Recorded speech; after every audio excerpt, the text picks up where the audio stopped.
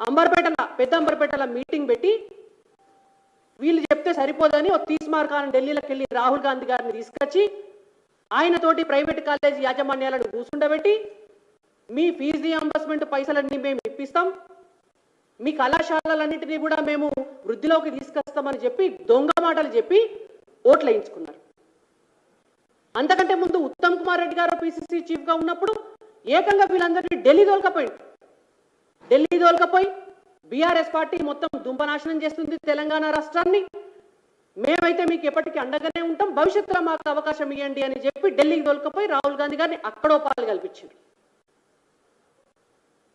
ఇవాళ తీరా అధికారంలోకి వచ్చిన తర్వాత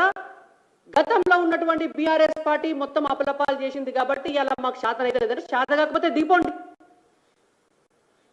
మీకు చేత కాకపోతే, మీకు ప్రభుత్వాన్ని నడప చేత కాకపోతే, మీకు తెలంగాణలో ఉన్నటువంటి విద్యా వ్యవస్థను గాడిన పెట్ట చేత కాకపోతే, మీకు పిల్లలకు పరీక్షలు పెట్టేటటువంటి చేత కాకపోతే దిగిపోండి గవర్నమెంట్లోకి వెళ్ళి.